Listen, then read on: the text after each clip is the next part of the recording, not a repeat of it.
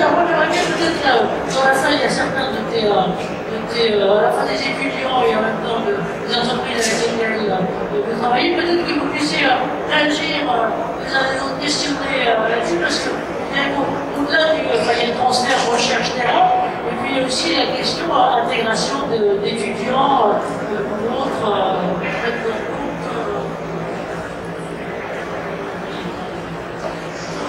Voilà, place au dialogue.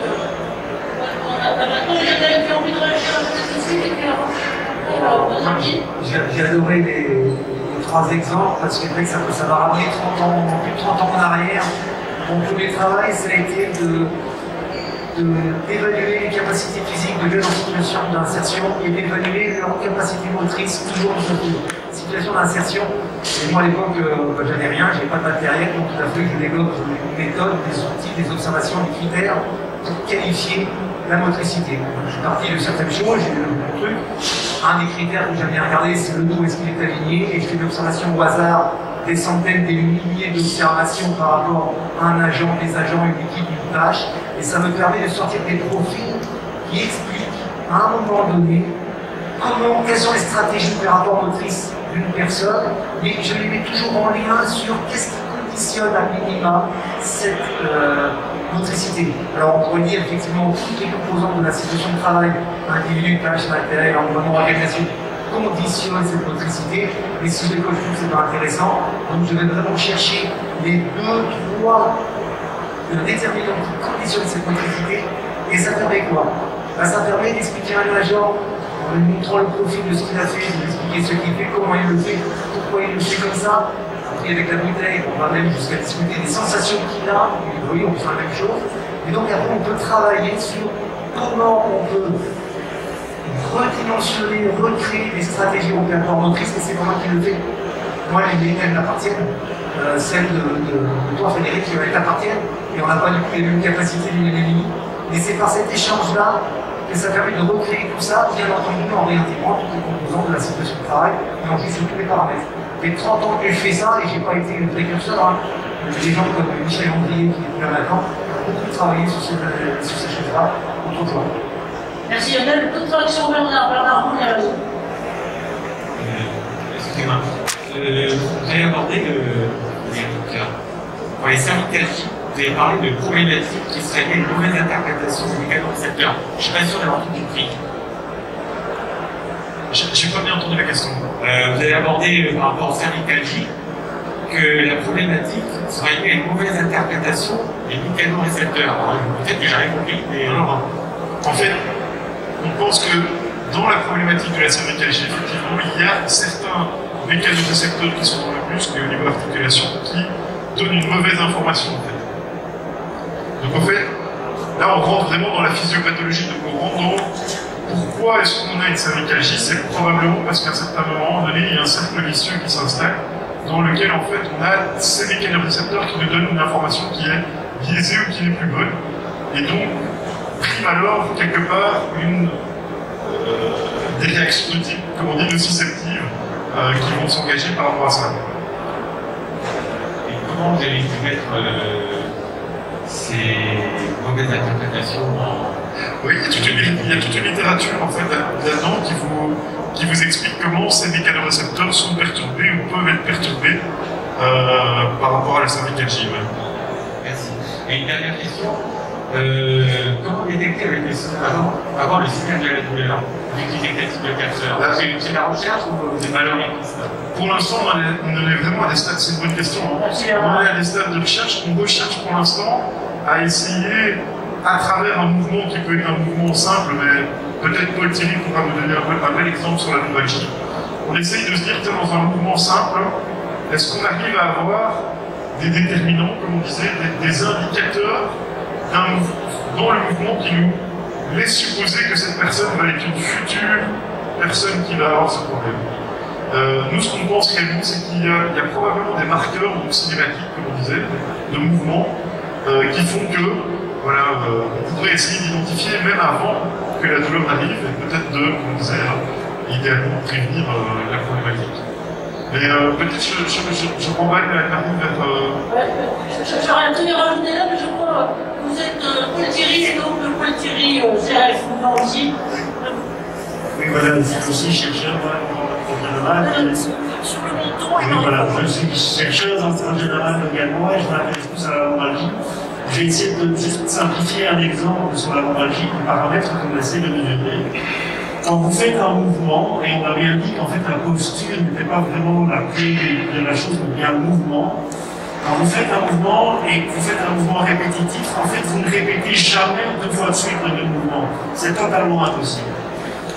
Ce qu'on a essayé de mesurer, en fait, c'est la variation de cette répétition, si vous voulez. Donc, votre répétition, votre tâche est la même, mais vous ne faites pas 2 fois le même mouvement. Pourquoi? Parce que c'est un moyen de vous protéger. C'est un moyen de faire en sorte que votre mouvement, avec cette variation, ne sollicite pas les mêmes parties des articulations, les mêmes fibres musculaires à chaque répétition. Or, on est en train de se rendre compte que dans la pathologie, les gens ne sont plus capables d'autant de variations. Et là, on rentre dans un domaine bizarre des mathématiques et de la physique qui nous permet d'utiliser quelque chose qu'on a utilisé au 19e siècle pour calculer des choses sur les machines à vapeur. On a utilisé l'entropie, c'est-à-dire quelque chose qui nous permet de mesurer la complexité de la variation. Plus un individu est capable d'avoir une variation complexe, plus c'est un individu simple. Moins il est capable de le faire, plus il s'expose à des risques. Et on pense, mais on n'en est qu'à penser pour le moment, donc ça c'est vraiment la science fondamentale, on pense que ce serait un bon indicateur pour permettre de détecter suffisamment tôt l'approche de troubles musculo-squelettiques. Et là, je vais juste rebondir aussi sur quelque chose d'amusant, parce qu'on a parlé de kiné et d'ergonome. Ce sont 2 professions très très complémentaires. L'une, c'est l'ergonomie, elle adapte le poste de travail au travailleur. L'autre, c'est la kinésithérapie, où le kinésithérapeute réadapte son patient pathologique à son poste de travail quelque part. Et ce sont 2 voies très différentes qui doivent être dans des terrains différents et séparés, parce que sinon c'est dangereux la vie politique. On en a discuté, Frédéric et moi, mais elles sont fondamentalement liées, ces 2 professions, et elles sont complémentaires. Bravo et merci de vos ouvertures. Et puis merci à Bernard d'avoir posé la question, je dirais, qui est fondamentale, alors on se reverra dans 10 ans ou pas, mais sur de la prédictivité. Et de la prédictivité en matière de pathologie, de santé ou autre. Alors pareil, si vous êtes intéressé à aller traficoter sur notre site, on a au début, tu étais là dans mon marché, tu voyais justement organisé là-dessus, et à partir de la question des datas, qui demain seront les datas de santé de travail, des ouvertures prospectives. Et je le fais, notamment intervenir une fille qui est d'ailleurs prof le Bratton Périph, qui a un truc qui a été d'intelligence artificielle, qui a été monté à Polytechnique, elle est prof aussi à la faculté de médecine de Paris, sur un truc passionnant que les ingénieurs connaissent par ailleurs, qui est le jumeau numérique médical. Et là, on pourrait quasiment dire, à partir de ce que vous faites, une forme de jumeau numérique kiné, si on peut dire, en gros, là-dessus, et ben, une grande question. Alors, il nous a montré, je vous l'ai fait court, mais c'était vraiment génial. En gros, l'idée du jumeau numérique médical, c'est centré sur le patient. Vous avez 2 exemples, un qui était sur les maladies neurodégénératives et l'autre sur le cancer, donc on est tous potentiellement là-dedans, et qui était de dire la question suivante.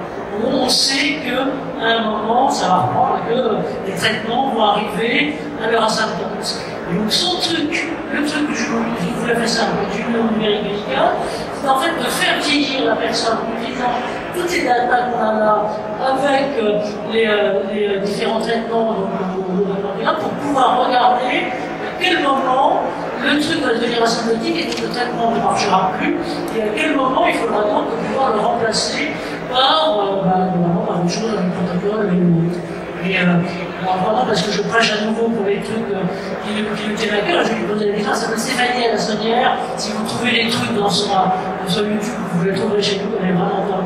Et donc je posais la question, je disais, mais Stéphanie, c'est bien de faire des choses là-dessus, et justement sur les TMS, je disais, mais pourquoi est-ce qu'on ne pourrait pas faire quelque chose sur les TMS là-dessus? Et je me dis, mais potentiellement, tout est là. On a les algos, on a les algorithmes, on a globalement tous les savoirs, mais on n'a pas les données. Et donc, ça, c'est la vraie question. Mais ce que vous dites là, c'est une ouverture sur les données. Peut-être 2 minutes, Frédéric, de revenir là-dessus, puis j'aimerais bien qu'on entende Jean-Paul aussi là-dessus, puis vous aussi. Allez-y, Frédéric. Marie, pour te rassurer, on a déjà commencé l'intelligence artificielle sur des données pour voir si on était capable effectivement de pré-identifier ou de classer correctement des gens en fait, qui sont effectivement cervicalgiques ou pas cervicalgiques, et ça fonctionne.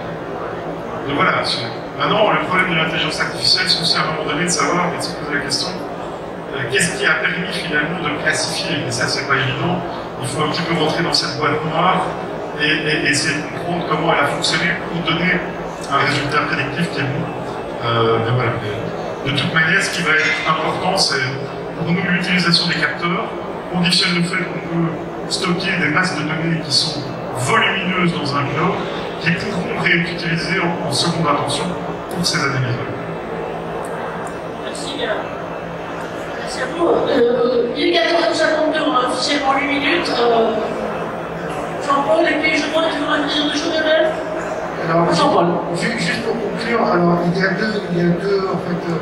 a deux parties dans mon quotidien. Il y a celui-ci très académique avec de la recherche, des choses que je n'arrive des fois pas à très bien saisir. Et puis il y a la partie pratico-pratique. Bien ce matin, j'en ai vécu grâce à M. Giovanelli d'ailleurs. J'ai rencontré la société, je peux la citer, Movanti, qui est pas très loin. Donc Movanti fait une petite application avec son smartphone. Vous avez un filaire, un petit bonhomme filaire qui vous prend en charge. Et quand vous levez les bras très haut, il devient rouge. Quand vous les remettez à hauteur normale, il redevient vert. C'est tout bête, ça n'existait pas il y a encore quelques temps. Si on avait eu ça dans les ateliers, on aurait formé toute une génération de gamins, et toutes les générations précédentes d'ailleurs, dans les ateliers de broderie, de fraisage et autres, d'automobile, à faire des gestes. Alors, on est obligé de les faire, il y a des gestes, on est obligé de les faire, mais on en aurait pris conscience. Et quand on a un gamin de 17 ans qu'on a assez trapu, même quand on a mal, on se tait parce qu'on est plus fort que tout le monde. Et puis, à 35 ou 40 ans, c'est trop tard, c'est des gens qui nous soignent. Et bien, des petites technologies comme ça, c'est ce qui me permet à moi, mécanicien, de mettre en application des petites trouvailles au profit des chercheurs qui, eux, passent un temps fou à trouver l'objet de demain. Et bien, aujourd'hui, on en a besoin de ces objets, on ne les a pas. Et bien, il y a des sociétés qui travaillent, et je la recite, Movanti, parce que ça m'a assez impressionné. On va démarrer une collaboration sûrement avec eux. Et voilà, en parallèle, effectivement, la généalogie numérique se fait, mais il mettra un peu de temps pour être vulgarisé au sortant du terme. Merci à vous, on regardera tout ça bien attentivement. Effectivement, les 2 questions, c'est à la fois détection précoce et quand on a un signal de la douleur, et puis après pilotage, pour justement, dans le sens de la prévention. Tu voulais ajouter une chose, Jonathan, à toi? Oui, ce qu'on pourrait rajouter, moi je parle toujours du comportement physique de l'homme au travail. Et à un moment donné, on va parler de l'homme, de l'humain. Et dans tout ce qu'on vient de dire, il faut continuer qu'on fasse l'effort de replacer l'humain au centre. L'humain, c'est pas juste une variable comme ça, c'est vraiment qu'on doit partir de l'humain. On développe plein de choses, on conçoit plein de choses, mais l'humain n'est quelque chose qu'on n'a pas dans des travaux de thèse. Justement, je vais essayer de remettre l'humain au centre de la conception, centrée sur l'humain. Et en fait, il y a très peu de travaux là-dessus, j'arrive pas à en trouver. On parle d'utilisateur, mais on ne parle pas de l'humain. Il faut revenir à l'humain si on veut concevoir. Merci. Une question, intervention, opinion? Oui, monsieur. Alors, on arrive jusqu'à vous. J'arrive.